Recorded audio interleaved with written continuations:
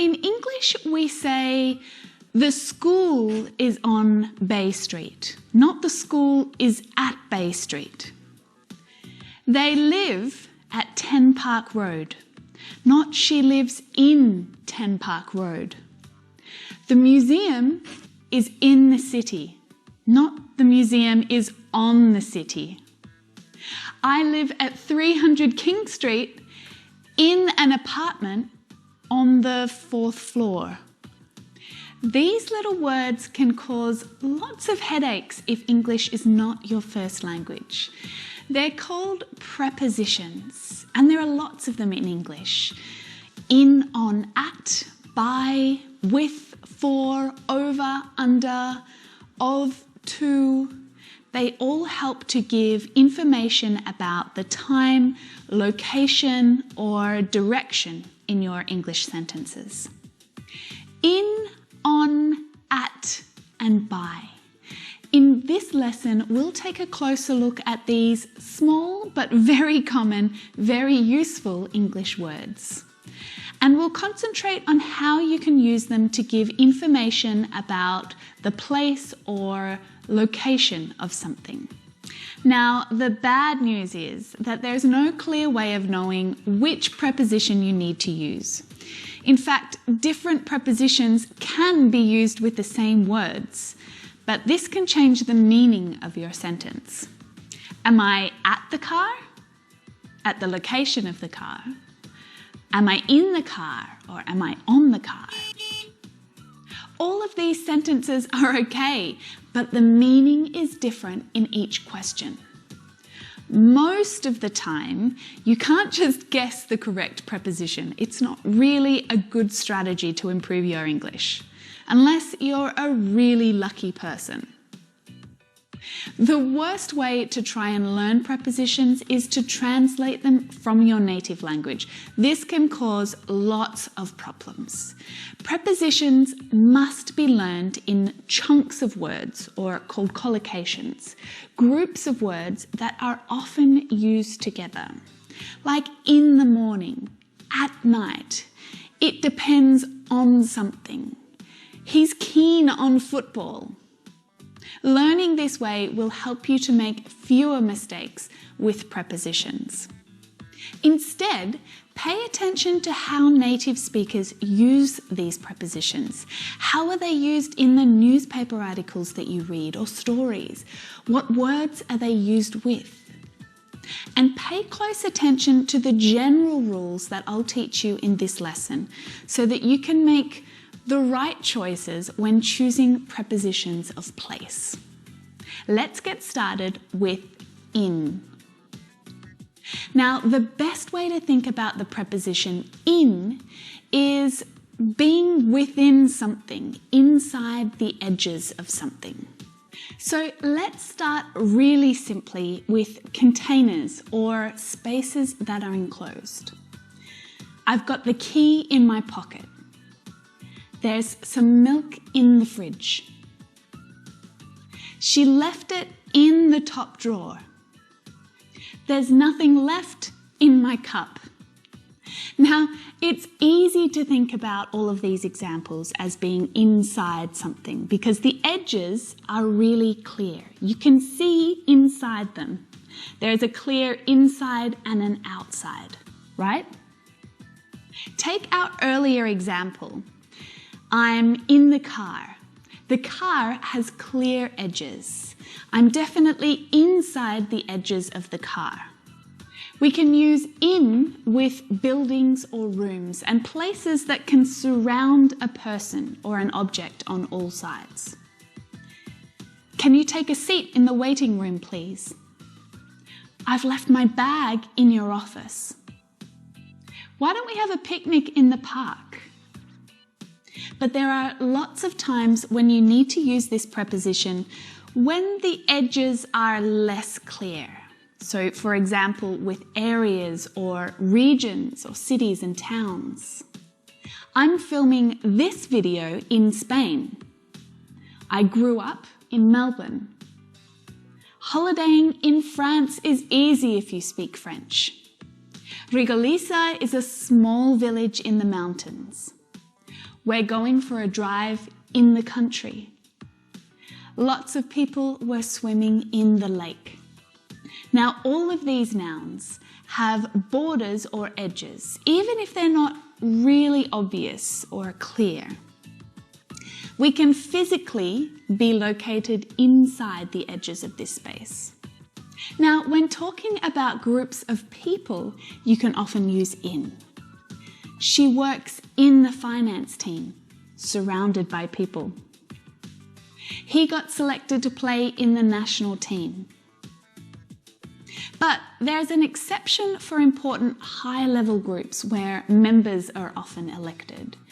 He's on the board, or they're on the committee. We can also use in with liquids and other substances to show what they contain. Careful, there's a lot of chili in that sauce. There's too much sugar in soft drinks. Do you have milk in your coffee? Now, the preposition on is used to talk about the position of something on surfaces or things that can be thought of as surfaces, like walls or tables. My phone is on the table. You can see a painting on the wall behind me. We live on the 4th floor of the building. Can you write it on that piece of paper? He spilt ice cream on his new jumper. Now, keep thinking about this idea of flat surfaces because it includes roads and streets and rivers. The supermarket is on the corner of Martin Street. Nice is on the south coast of France.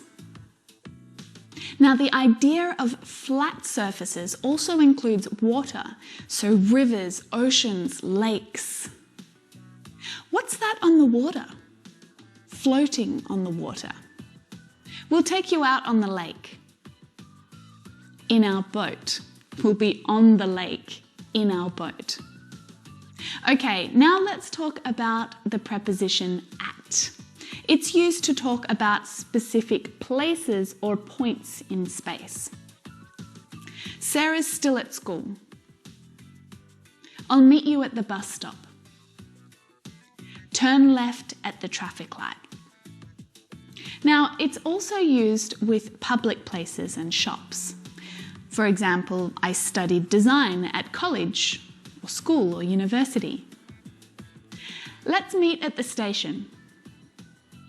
We have to stop at the supermarket on the way home. There was a crazy guy at the library today. We also use it with addresses.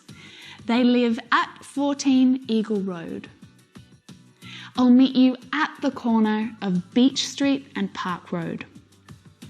I had a coffee at Helen's house. At her house, right? Careful not to confuse the preposition with another. With. I had a cup of coffee with Helen. That means Helen the person, not Helen's house. We can use at with events. We met at a party. He's speaking at a conference later this week. So in all of these examples, the preposition at is used to talk about specific places or points in space. Okay, I went through quite a few examples there, but let's just stop and review the rules for a minute. At is one-dimensional. Think of a map. When you're looking at a map, you're referring to a specific place or position in space. On is more two-dimensional. You have a flat surface and you're referring to the position of something or someone in relation to that surface. So you're recognizing the space around you a little more when you're using that preposition. Now, in is the sort of three-dimensional preposition. So when you use it, you need to think about the position of something in relation to what surrounds it. Now, of course, there are grey areas and many exceptions that will make you scratch your head and wonder, what? When you hear that expression, grey areas, it means that something is unclear. It's not black and it's not white. It's somewhere in the middle, but we don't know exactly where. It's unclear. That's a very common expression. Now, there are many grey areas for prepositions when you're talking about the place or the location of something. It's on the corner or it's at the corner. These two examples mean almost the same thing. The museum is on the south side of the city. So this expression, on the south side or on the right side or on the left side, it always uses the preposition on. Your seat is on the left side. Now, I said before that Nice is on the south coast of France, but Nice is also in the south of France. Now, there's a difference here when we're referring to the flat surface and the region or the area. So it's that spatial difference on the south coast or in the south of France. It's a little hard to get your head around, right? But France is a space that has edges. It's enclosed, so we use in. I'll see you at Melanie's house. So that's the place, right? But I'll meet you in the kitchen. It's an enclosed room or enclosed space. I'll meet you at the corner of Beach Street and Park Road. I saw it in the corner of the room. So that's an enclosed space, right? How about this one? Write it on the paper, in your notebook, at the top of the page, or in the corner. We say I'm in the car and I'm on the bus or the train. So there are also times when you can use two different prepositions and the meaning is actually really similar, especially between at and on. Sarah's still in school, or Sarah is still at school. Now, these sentences mean almost exactly the same thing. In school suggests that Sarah is inside the school buildings. She's a student, she's learning there. At suggests that she's at the location of the school, but she could be inside a building or outside. And she's not necessarily a student either. She could be a parent visiting the school, for example. I think they're at the beach. Or, I think they're on the beach. At the beach is the place. On the beach means the sand. But you can't use in. If you say in, you need to use the water. You can be in the water. She's in the sea. She's in the lake. She's in the water. One more two-lettered preposition to add to this lesson about place is by. I'm waiting by the car. Put your bag by the door and sit down. Here, by is used to mean next to something, or beside, or near. These are all prepositions that give us detail about the location of something. They live near the school. They live next to the school. They live by the school. So there are definitely a few confusing things about prepositions, right? To successfully learn to use prepositions really well, learn them with the words around them. Don't try and learn them on their own.